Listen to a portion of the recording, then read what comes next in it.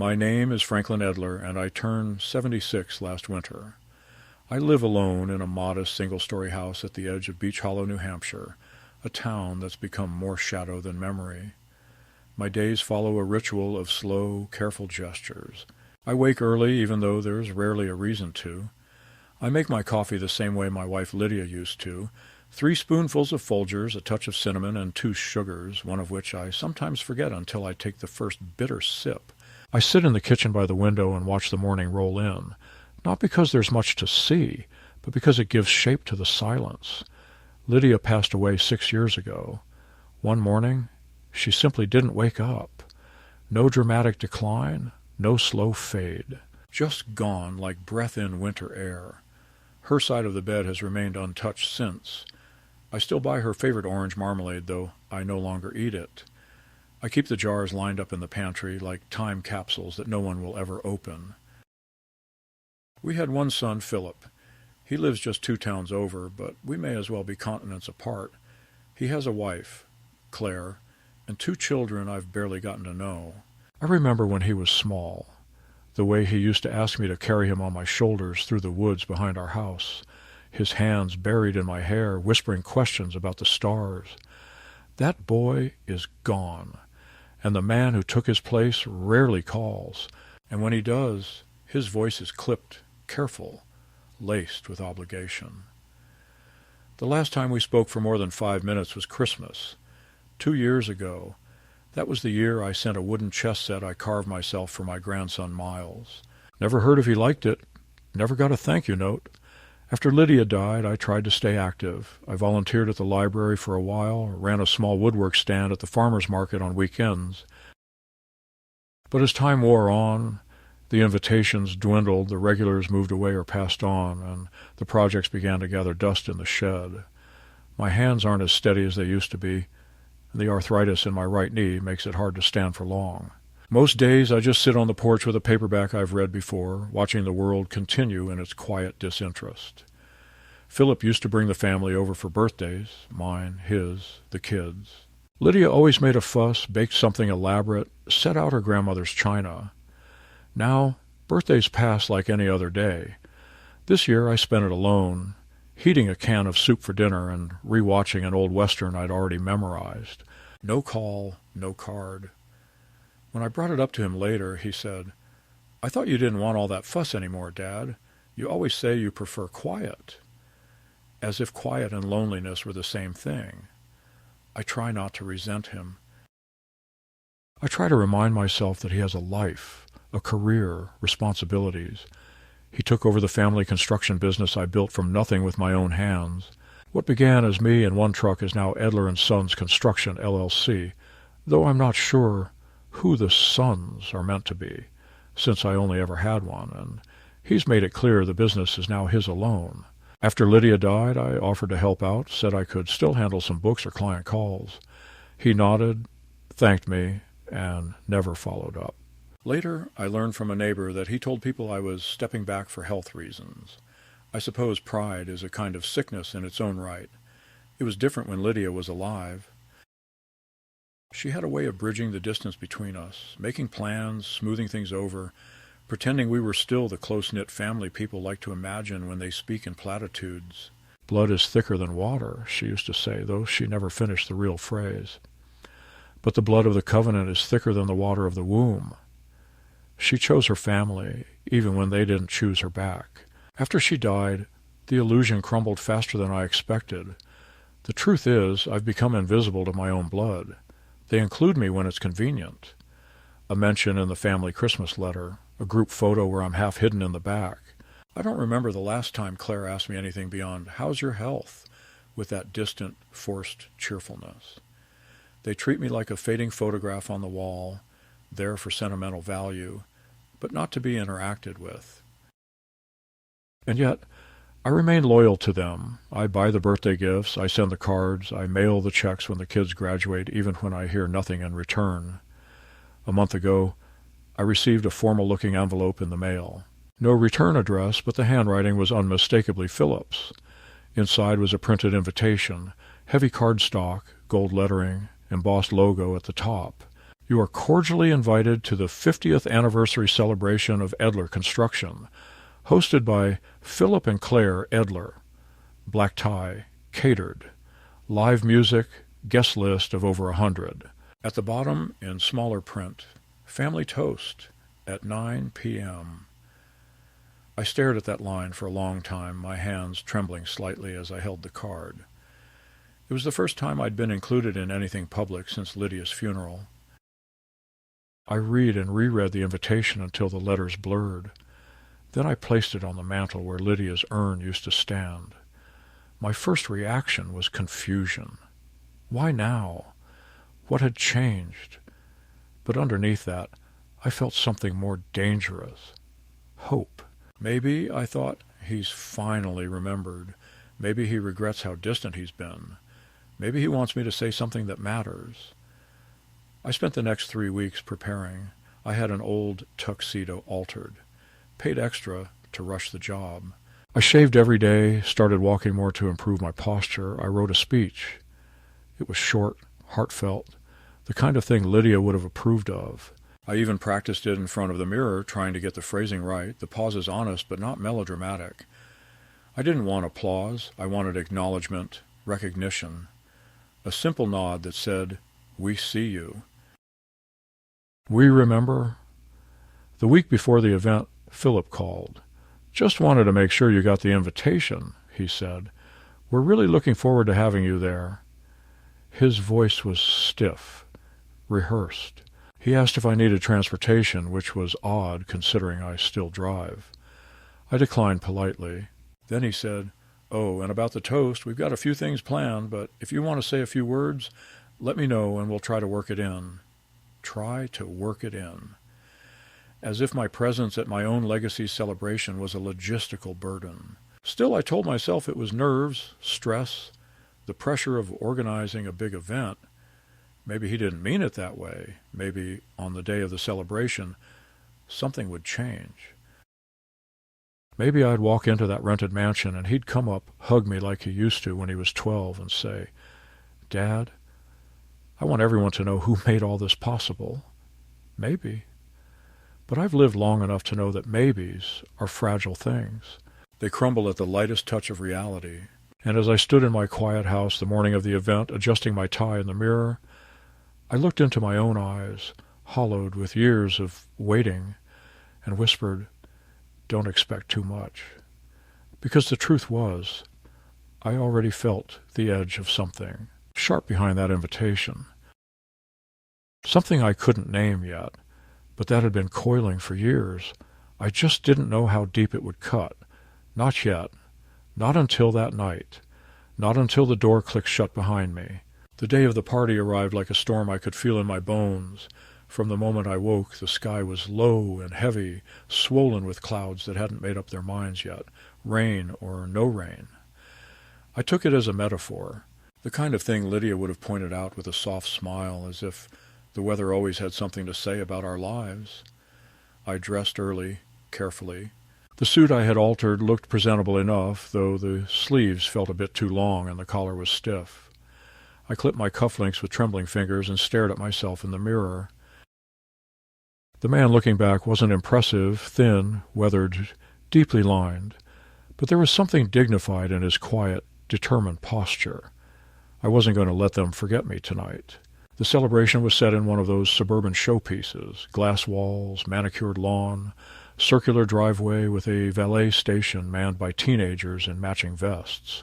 As I pulled up, one of them motioned for my keys and smiled with such vacant politeness, it made my stomach turn.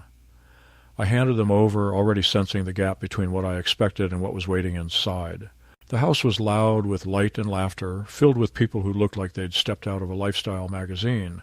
Bright dresses, polished shoes, laughter that never quite reached the eyes. No one greeted me at the door. I stepped into the foyer and felt like an artifact misplaced in a gallery of the new rich. The music was soft jazz, piped through hidden speakers, and somewhere down the hallway I heard ice clinking in glasses and the distant echo of toasts already being made. For a moment I hesitated. I'd expected someone to be there, Philip, Claire, maybe even one of the kids, but I was met with only passing glances. A woman I didn't recognize smiled at me as she brushed past, her perfume leaving a trace of something citrusy and cold. A man in a gray blazer stepped into the hallway behind her and glanced at me, then looked away, as though trying to place who had let in the help. I took a deep breath and walked toward the main room. It was beautiful, I won't deny that. High ceilings, dim lighting, elegant furniture rented for the occasion. There was a bar on one side, glowing with underlit bottles of liquor, and a long table laid out with hors d'oeuvres I didn't recognize, crostini, seared tuna, little towers of cheese, and meat speared on toothpicks like culinary topiary. I didn't see a single deviled egg, which Lydia would have found appalling. "Franklin, there you are!" Philip's voice rang out across the room, and for a moment a rush of warmth flushed my chest. I turned to see him approaching with a glass of champagne in one hand and his other arm outstretched like he'd just remembered something important. He embraced me lightly, the way businessmen hug at networking events, shoulders stiff, backs untouched. "You made it. Great. We weren't sure with the weather." "I said I'd come," I replied, forcing a smile. "Never missed an Edler event yet." "Right," he said, already glancing past me. "Come, let me introduce you to some folks." I followed him into a knot of guests near the fireplace. Philip's introductions were quick and surface deep. "This is my father, Franklin. He started the company back in the 70s. He's retired now." That was all they got. Not "the man who built it from nothing," not "the reason any of us are here," just "retired now." The people smiled politely and nodded, shook my hand like I was a museum piece wheeled out for historical flavor. One woman actually said, "Just, you must be so proud of what your son's accomplished." I bit down the reply that burned in my mouth. He'd built it on my name, on my blood, on my back. I just nodded instead. After a few minutes of idle chatter that excluded me more often than not, Philip excused himself to greet a client, leaving me by the bar. I ordered a ginger ale and sipped it slowly, trying to figure out if it was too early to slip away to the bathroom just for some quiet. Across the room I saw Claire laughing too loudly at something, her arm brushing the shoulder of a man who clearly wasn't Philip. She wore one of those dresses that looked expensive and cold, and when our eyes briefly met, she offered a nod so clipped it could have been a dismissal. I tried to find the kids, Miles and Ava, but they weren't anywhere in sight. When I asked a server passing by, he said there was a teen area downstairs where some of the younger guests were watching a movie and playing games. So that was that.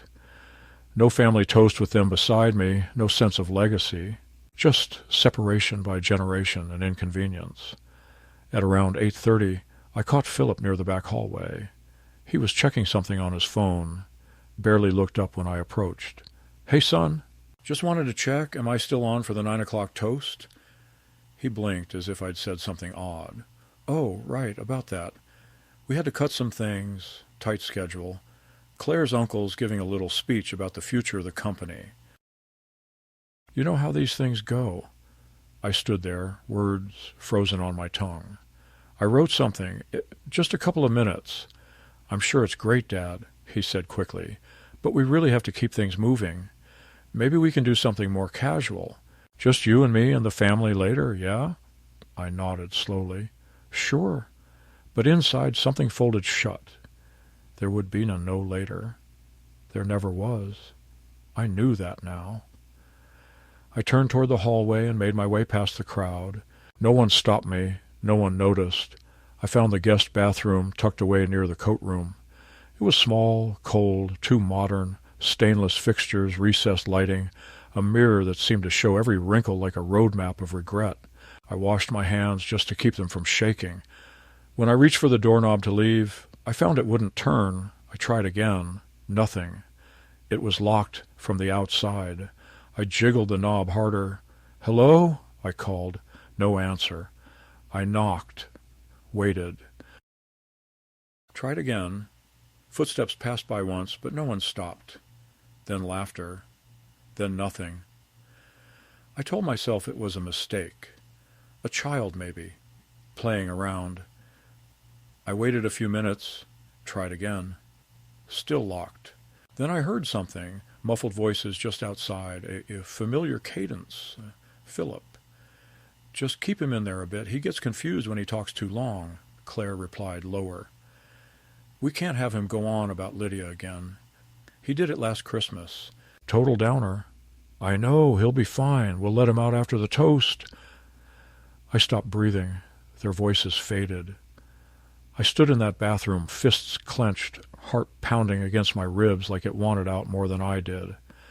It wasn't a mistake. It wasn't an accident.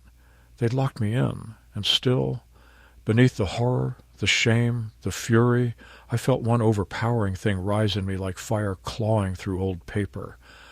Resolve. They thought they could silence me. Bury me in this tiled cell like I didn't matter. But I wasn't done. Not yet. And by God, they would hear me speak.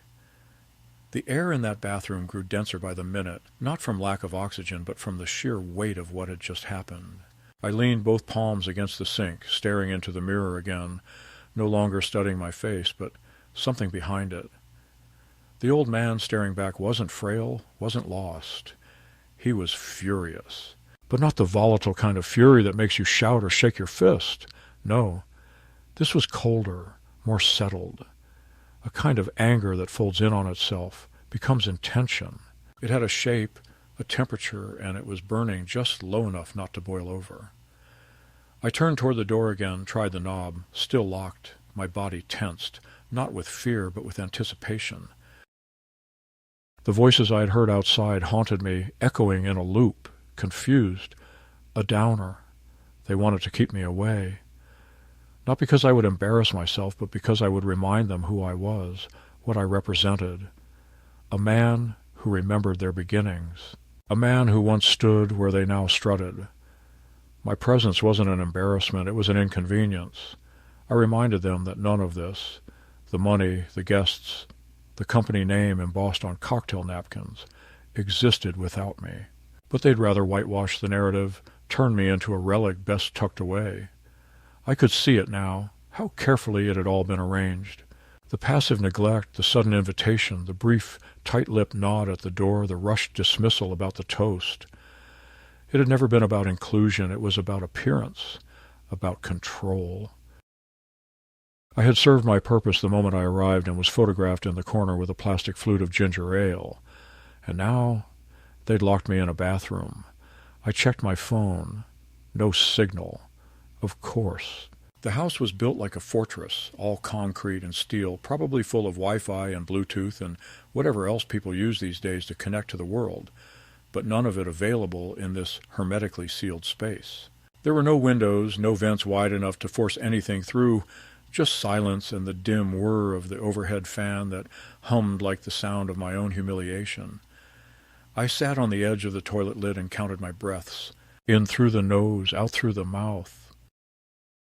Lydia used to remind me to breathe that way whenever I got riled up about something, usually work, back when Philip was just an apprentice and couldn't be trusted to measure a beam without someone checking behind him. She was always the mediator, always the one who reached for my hand and said, "Breathe, Frank. You'll think better if you just breathe." So I did. Not for them, but for me. I was going to need clarity. 20 minutes passed, maybe more. I started to wonder how long they'd leave me there. Long enough for the speeches, certainly. Long enough for the photos and the laughter and the final toast from someone who'd probably never touched a single beam or shovel in their life. I thought about pounding on the door, yelling, forcing someone to come and release me. But that's what they'd expect. Some doddering old man making a scene, validating every lie they'd quietly spread about my memory, my awareness, my supposed decline. I would not give them the satisfaction. Instead, I stood up, looked around, and began inspecting the door. It was a standard latch, not high-tech, not reinforced. Just an ordinary interior lock, the kind designed to keep toddlers out, not grown men in. I found a wire hanger inside the cabinet under the sink, likely left by a guest or perhaps the house's owner, whoever that was. It took effort to unwind it, to bend it just so with my sore fingers, but after several attempts I managed to slip it into the gap where the latch met the frame. My hands remembered how to do this. I'd picked many a faulty door back in the day, bathroom stalls at construction sites, tool sheds with rusted locks, a forgotten storage room at the company's original warehouse. My body remembered the tension, the pressure, the slight rotation required. After 3 failed attempts and 1 broken section of wire, I heard a click. The latch gave way. I opened the door a crack and peered out into the hallway. The coast was clear. The music had shifted to something orchestral and overwrought. Clapping erupted in the distance, muffled by walls and laughter. I stepped out quietly and moved down the hallway back toward the main room, staying close to the edges like a shadow retracing his outline. When I reached the living area, the lights had dimmed. Philip stood at the front next to a raised platform adorned with a banner that read, 50 Years of Excellence, Edler Construction. Claire was at his side, smiling that perfect smile she always wore when money or optics were involved. A waiter offered me a flute of champagne. I declined. I wanted my hands free. As I crossed the room, no one stopped me. I moved toward the front where a microphone stood on a sleek chrome pedestal. Claire's uncle, a man I didn't recognize, was mid-speech, praising Philip's visionary leadership and the timeless Edler brand. The audience nodded, clapped politely. I stood just to the side of the stage, half hidden by a column. My eyes scanned the crowd, clients, friends of Claire's, city officials, contractors, vendors, realtors, some of them familiar, most of them strangers. And there, near the back, I saw Ava. She was watching the stage, looking vaguely bored. She caught my eye. I gave her a small nod. She blinked in recognition, and her mouth formed a surprised, "Oh!" When the man finally wrapped up his remarks, the applause swelled. Philip stepped forward, holding a glass of amber-colored liquor. "Thank you, Uncle Jared, and thank you all for being here tonight to celebrate not just a company, but a legacy. Edler Construction has always stood for integrity, innovation, and family. Family. That was my cue. I stepped onto the platform. The murmurs started instantly, first surprise, then confusion. Philip turned mid-sentence, his face tightening like a wire pulled too far. Claire's hand went to her necklace, an unconscious tick of alarm. "Dad," Philip said quickly, we're just about to wrap up." I took the microphone gently, nodded once, and spoke. "I won't be long," I said.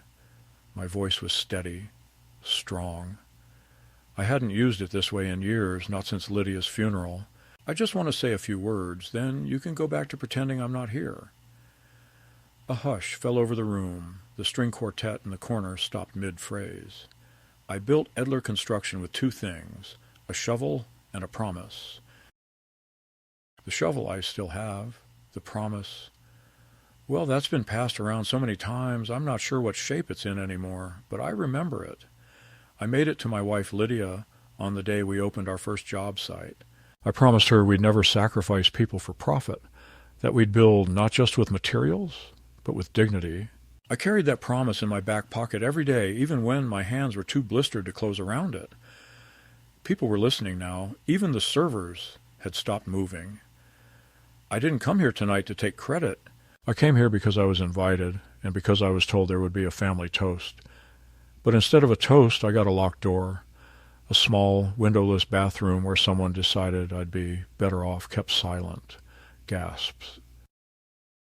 Philip took a step toward me. Claire mouthed something I didn't catch. "I heard your voices," I continued. "You said I'd ruin the mood, that I might embarrass you. You said I talked too much about the past, as if the past isn't the reason this company even exists." I let the silence breathe. "So here's my toast." I raised the glass I'd taken from a nearby table, just water, to Lydia, to promises, and to every man who's ever been pushed aside when his usefulness was no longer convenient. May we all find a way out of the locked rooms they put us in. I set the glass down and walked off the stage. No one clapped, not yet. Some looked stunned. A few looked ashamed. Philip stood frozen, face pale, fists clenched. Claire turned away as if something on the wall had caught her attention, and Ava, God bless that girl, stood up from her seat near the back and started to applaud. Slow, deliberate. One clap, then another. It spread like a ripple. Not everyone joined in, but enough did, and that was enough for me. I didn't linger after the speech. I didn't wait to see whether Philip would try to salvage the evening, whether Claire would slap on that hostess smile again and sweep it all under the rug with a clink of champagne glasses and well, that was unexpected sort of laugh. I didn't wait to see if someone would come and ask if I was all right, or if any of the guests would offer a quiet word of solidarity or shame. I walked calmly, deliberately, down the steps of the platform through the stunned silence of the crowd, and out the same front door I had entered through an hour and a half earlier. The valet was still there, still offering that neutral smile, but even he seemed rattled, as if the ripples from what had just happened had reached all the way to the edge of the driveway. I handed him my ticket, and when my car arrived I drove off without a word, my hands tight on the wheel, the knot in my chest slowly loosening. That night I didn't sleep. Not because I was angry, though I was, or because I regretted what I had done, because I didn't. I couldn't sleep because something fundamental had shifted. For years I had been swallowing small humiliations like pills, phone calls that never came, holidays spent alone, gifts never acknowledged, conversations where I was talked over, corrected, minimized. I had told myself it was generational, circumstantial, that life had gotten too fast for the old ways. I had told myself that maybe I was too sensitive, that I shouldn't take things so personally. I had made excuses for Philip, softened Claire's sharpness in my mind, reinterpreted silence as busyness and distance as independence. But that door, locked with deliberate intent, not out of forgetfulness or clumsy planning, but with malice, with a calculation, had stripped all that away. It was a gesture too stark to ignore, too cruel to misinterpret. That door was the truth. The next morning there were calls. Missed ones, of course. Philip called once, then twice. I watched the screen glow with his name and did not answer. Claire tried once too. No message, no apology. Just a digital echo of obligation. Around noon, Ava sent a text message. Grandpa, I just want you to know that what you said was brave. I'm sorry about everything. I love you. I stared at that message for a long time before replying with just 3 words. Thank you, sweetheart. In the days that followed, I went back to my usual rhythm, but the air around me felt different, charged with something electric. I kept expecting Philip to show up at the house, to try to explain himself, to minimize what had happened. He didn't. Instead, I received an email. It was terse, written with the kind of professional detachment reserved for uncomfortable HR correspondence. He said he was sorry for the misunderstanding at the party, that he hoped I understood the pressures of coordinating such an event, and that any emotional reaction on my part was understandable given the circumstances. He closed with a sentence that chilled me. We believe it may be time to discuss future care options, given recent signs of stress and confusion. There it was. Not a real apology, not an attempt to bridge the gap, but a veiled threat, the beginnings of an effort to paint me as unstable, as someone whose mind might be slipping. I printed the email and folded it carefully, placing it in the back of my desk drawer with a sense of both foreboding and clarity. They weren't done with me. I knew Philip too well. He'd been humiliated, and humiliation was something he never wore well. He would find a way to turn this around, to reassert control, to reshape the narrative. Maybe not immediately, maybe not directly, but it was coming. The confirmation came 3 days later.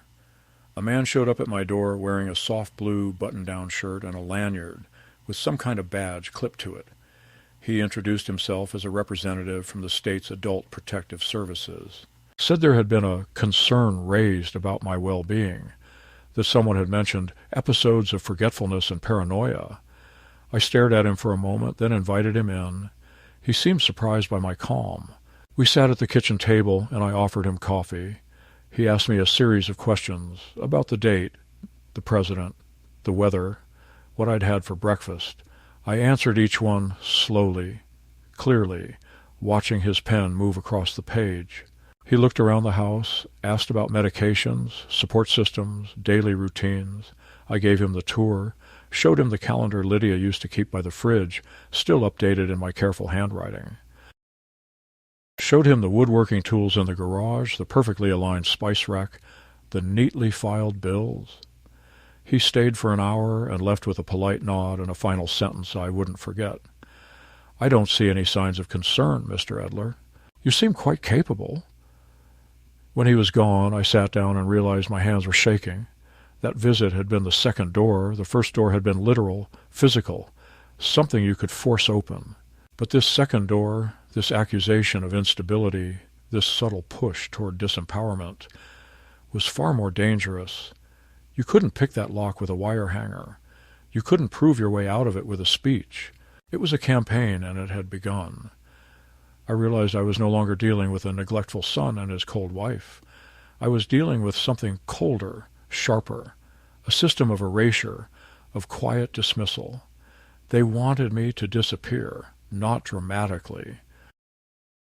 Not all at once, but piece by piece, financially, legally, emotionally. But I wouldn't go quietly. I had lived long enough to know when something was being taken from me, not by force, not with a weapon or a shout, but in that slow, bureaucratic way that leaves no bruises, no fingerprints, only a dull, heavy absence. And I could feel it happening again, this time not to my wallet or my pride, but to my very personhood. The email, the visit from the state worker, the silence afterward, it all added up to a pattern, a strategy. Claire and Philip weren't simply angry at what I'd done at the party. They were mobilizing against me, not with direct confrontation, but with the cold language of concern, with subtle accusations dressed up as worry. I knew that voice. I'd heard it in the way Claire once spoke to waitstaff, in the way Philip talked to vendors when he thought they couldn't meet his timeline. The voice that sounded calm, even kind, but that carried poison in every word. That voice had entered my life now, and it wasn't going to leave unless I pushed it out. 2 days after the state worker's visit, I received a certified letter. The envelope was thick, formal, and smelled faintly of toner. It came from a law firm I'd never heard of, Morgan, Flint, and Abrams, and bore the header, "Notice of Intent to Pursue Conservatorship." My fingers trembled slightly as I opened it, not from fear, but from the sheer appalling boldness of what I was about to read. The letter explained that my son and daughter-in-law, citing evidence of diminished mental faculties, were requesting the court to begin a formal evaluation of my competency. They had compiled a dossier including observations of erratic behavior, potential self-harm, and public incidents of confusion. They were asking for the right to manage my finances, my medical decisions, my legal affairs. They were asking to become my guardians as if I were a child, as if I were not the same man who had built the foundation of their lives, brick by brick, sacrifice by sacrifice. For a long moment I just sat at the kitchen table with that letter spread out before me, the paper heavy in my hands. I read it again, and then a third time. The language was careful, sterile, legally precise, but behind each sentence I could hear Claire's voice, measured and chilly, whispering over a glass of wine about how it's really for his own good. I could hear Philip, brow furrowed, pretending. This was hard for him. That he hated doing this, that he was only trying to protect his father. Protect me from what? From having a voice, from making my own decisions, from standing up at a party and telling the truth? But even as the rage simmered in my chest, a cooler instinct took over. I knew better than to respond in kind. I'd spent a lifetime learning how to survive long games. Construction teaches you patience, delays, inspections, weather, union negotiations. You learn to let others tire themselves out while you hold the line. I wasn't going to fight them with panic. I was going to fight them with process. I called a lawyer the next day, my old friend Walter Klein, who had helped me set up Lydia's will years ago. He hadn't heard from me in a while, but he came over the same afternoon, dressed in a brown suit 2 sizes too large and carrying a briefcase that looked like it hadn't been opened since the Clinton administration. He listened as I explained what had happened, read the letter slowly, and then looked up with something between disbelief and disgust. "You know what this is, don't you?"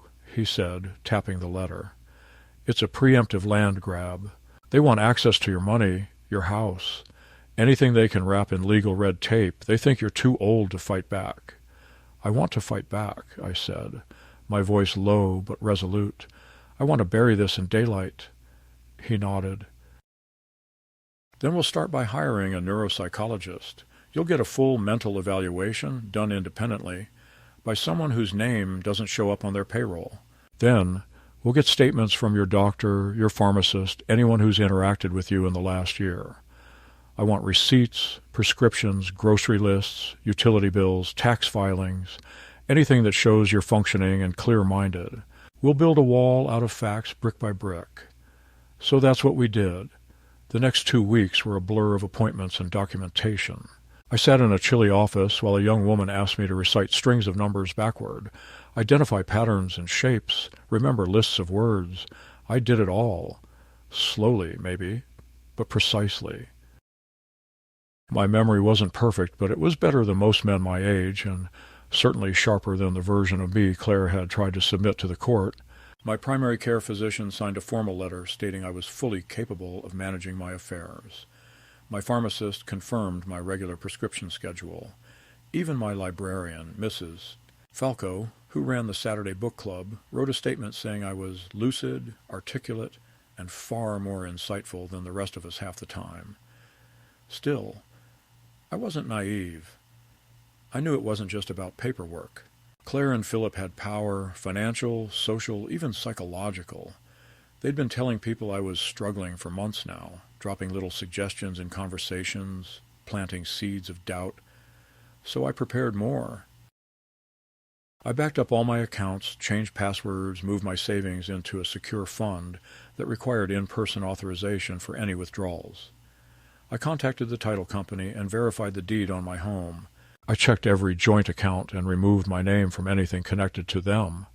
Every step I took, I imagined Lydia nodding in approval from somewhere beyond the veil, her quiet confidence guiding my hands. Then one night, something unexpected happened. I was sitting on the back porch, the sun bleeding orange across the treetops, when I heard a knock on the side gate. I stood, heart kicking up into my throat. I don't get visitors, certainly not at dusk. I walked cautiously to the gate and peered out. It was Ava. She stood there in jeans and a windbreaker, her eyes glassy but determined. I opened the gate, and she stepped forward and hugged me without a word. I hadn't been hugged like that in years.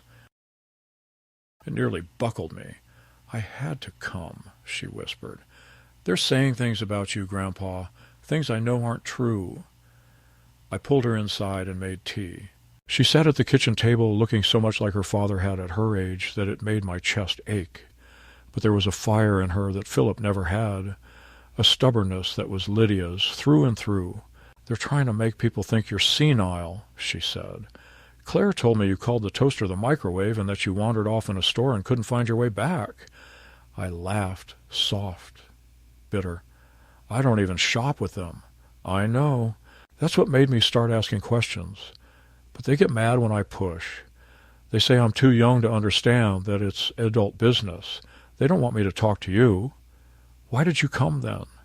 She looked up, eyes wet. Because I remember when you taught me how to carve a duck from a block of pine. Because you sat through my violin recitals even when I was awful. Because I know who you are. That night after she left, I cried. Not because I was broken, but because I'd been seen, really seen, for the first time in years. And that's when I realized something deeper than all my preparation, something that would become the root of my final defense. If they were willing to lie about me to gain control, then they were also willing to erase everything I had ever been, and I would not allow that. I didn't just want to prove I was competent. I wanted to prove I was still a man, a father, a builder, not just of homes, but of memory. So I made a video. I set up an old camera in my den and recorded myself speaking directly, clearly, with no script. I told the story of the company's beginning, of Lydia's values, of the promises we made, not just to clients, but to each other. I talked about Philip as a boy, the good moments, the hard ones, the time I stayed up all night fixing a birdhouse with him because he cried when it fell apart. I talked about Claire, too, about the charm she once had, the hunger I admired before it turned mean. And then I talked about the party, about the door, about the lock, about what it meant to be hidden away by your own blood. I ended with this. If this is the last thing anyone ever hears from me, let it be this. I was never confused. I was never lost. I saw everything. I remember everything. And I forgive almost everything. But I do not forget. I built something. And I still stand. I burned the video to a disk. Then I made copies. I mailed one to Walter, one to Ava, one to the local news anchor I used to play poker with, and one to a friend in the mayor's office. Insurance, not to ruin lives, just to protect mine. By the time the court hearing date arrived, I was ready not just with documents, but with clarity, with a spine forged through grief and labor, and now, betrayal. They had tried to reduce me to a signature on a power of attorney form. But I had rebuilt myself into something more dangerous than an old man with a grudge. I had become undeniable. The day of the hearing arrived with a kind of eerie quiet, the type of stillness that doesn't calm you but rather amplifies the sound of your own breath. I stood at the window of my living room, watching the late morning sun stretch itself lazily across the gravel of the driveway. My suit, the same one I'd worn to Lydia's funeral, was laid out on the bed, pressed and waiting. I didn't wear it often, not out of superstition, but because it had a gravity to it. It carried the weight of partings and promises, of endings I hadn't wanted but had endured. Today felt like the final page in a chapter I should have never had to write. The day I would stand before strangers and justify my right to remain myself. Walter arrived a little after 10, his hands full of folders, his tie already loosened in anticipation of courtroom tension. He gave me a once-over, nodded approvingly, and handed me a bottle of water. We've got everything. 3 expert evaluations. Letters from your physician, your pharmacist, your book club coordinator. Hell, even your mailman wrote a statement. I didn't ask for that one, but it's in there. He tried to smile. I didn't. They're going to try to attack character, he continued. They know they can't win on capacity, not with what we've got, so they'll pivot. Try to paint you as angry, resentful, unpredictable. Stay calm. Don't let them bait you. I nodded and picked up the disc, the video I'd recorded weeks earlier, just in case. Not to show it, not yet. But it was a reminder of the line I wouldn't cross. I wouldn't plead. I wouldn't beg to be believed. I would present the truth and let the rot reveal itself. The courthouse was a modest building, more brick than marble, its age showing in the crackled paint along the window sills and the uneven echo of footsteps in the main hall. The hearing was scheduled in a small chamber, not the grand courtroom you see in movies. It was intimate. 2 tables, a judge with tired eyes, a clerk who looked barely out of college, and a court reporter whose fingers never stopped moving.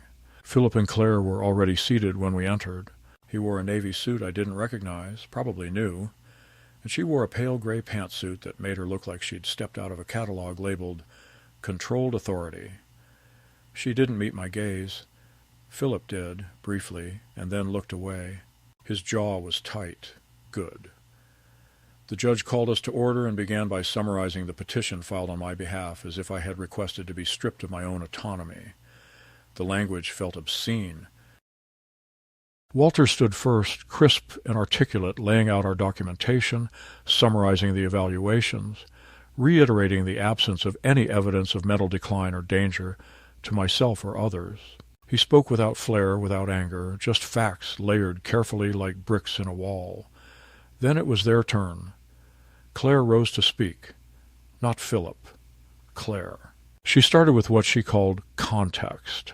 She told the judge about my so-called disorientation at family gatherings, about my increasingly erratic behavior, about moments when I allegedly forgot names, repeated stories, misplaced things.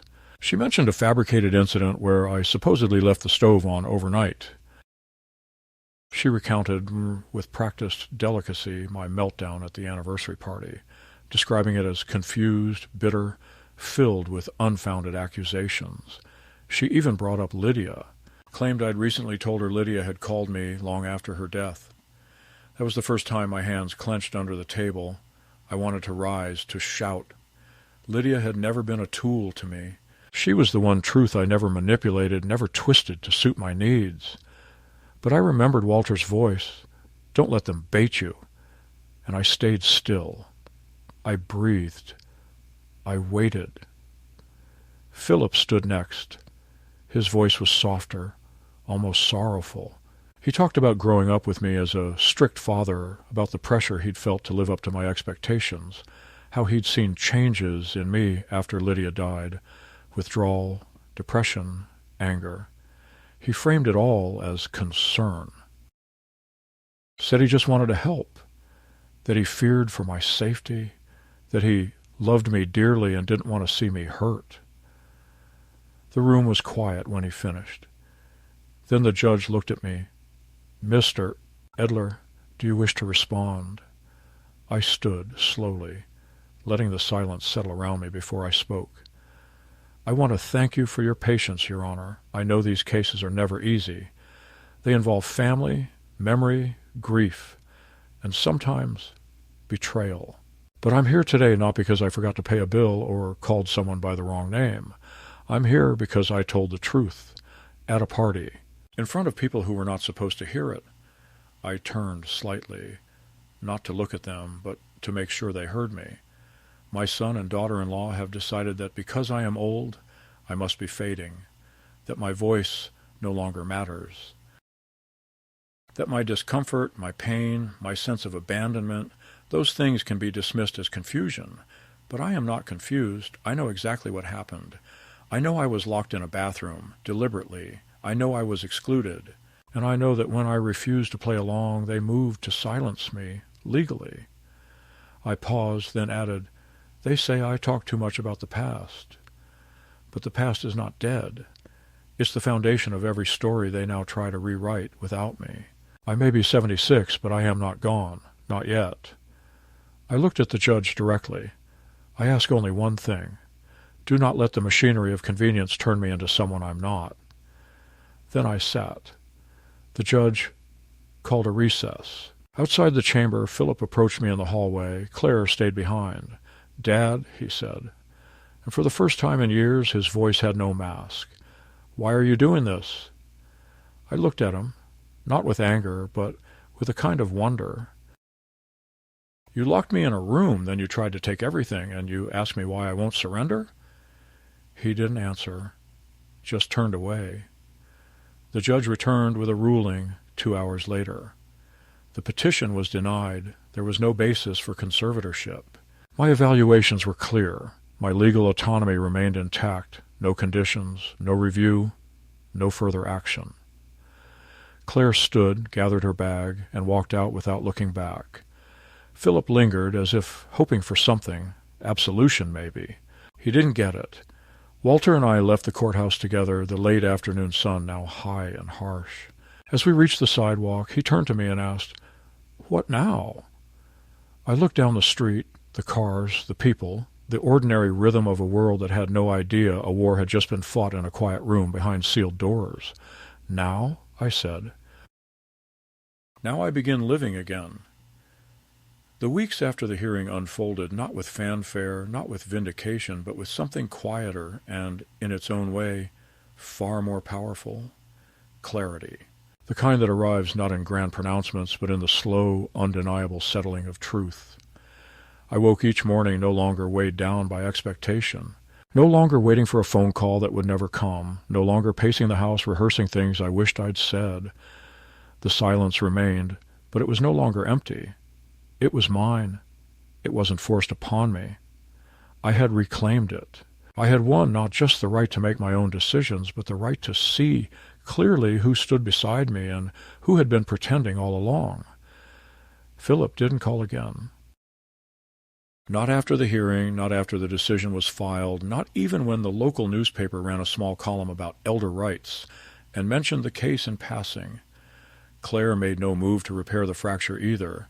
Whatever narrative they had crafted about me, senile, unstable, difficult, was no longer useful once it had been exposed in a courtroom.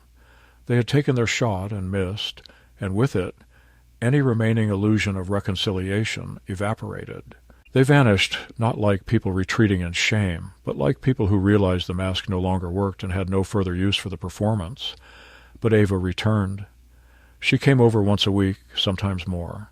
She brought books, helped me sort through old photo albums, asked me about Lydia, really asked with patience and interest and that particular kind of attentiveness that feels like a gift in a world addicted to distraction. I told her everything. About how I met her grandmother in a train station, about the night we painted the first Edler construction sign by hand, about the house we almost lost during the recession but saved by selling the car and riding bicycles to the office for 3 months.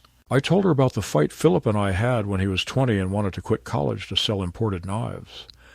I told her about the day he took his first solo job and how proud I'd been, even though I never said it the way he needed to hear. And then I told her about the party, about the door, about the lock. She cried. And then she did something that will stay with me until the day I die. She reached across the table, took my hand, and said, "You're not invisible to me." That sentence did more for my heart than any courtroom ruling could. Spring came slowly that year, as it always does in New Hampshire, muddy, indecisive, but stubborn in its insistence that warmth will return. I reopened the workshop behind the house, cleaned the tools, sharpened the blades, sanded the dust from the woodpile. I began building again, not for money, not for legacy, but for myself. I made a bench, then a cabinet, then a small wooden box with dovetail joints so precise it felt like a prayer. I gave that box to Ava. She keeps letters in it, she told me later. Private things, important things. Neighbors began to stop by more often, not out of pity, but curiosity. They'd heard about what happened, seen the article, watched the clip Ava quietly uploaded of my speech from the party, which had, against all odds, gone mildly viral. Elderly man silenced at family business, Gala speaks the truth. I became, briefly and absurdly, an internet figure. But it wasn't the attention that mattered, it was the recognition. I was no longer spoken about in past tense. I was here, present, accounted for. One evening, as I sat on the porch with a thermos of coffee, the air thick with the scent of pine and thawing earth, I caught sight of my own reflection in the darkened window. For the first time in years, I didn't look like a man waiting for something to be returned. I looked like a man who had let go of something heavy, and in doing so, had made room for something new. Not forgiveness, at least not yet, but peace. And perhaps that's all we can really hope for in the end. Not that those who wronged us will pay or change or even understand, but that we might live on regardless, that we might build something honest from the wreckage. I have not heard from Philip since that day in court. I don't expect to. There's no ceremony in estrangement, no declaration, just a silence that hardens into distance and then becomes permanent. I no longer keep his number saved in my phone, but I haven't deleted it either, not out of hope, but memory. Some ghosts deserve a name. Sometimes, late at night, I still imagine Lydia sitting at the table across from me. I ask her if she's proud. I like to think she smiles. Not the big, bright grin she gave the world, but the quiet, private one she reserved just for me. The one that said, "You did the right thing," even though it hurt. And that's what I hold on to, because in the end, I wasn't silenced. I spoke, and that made all the difference.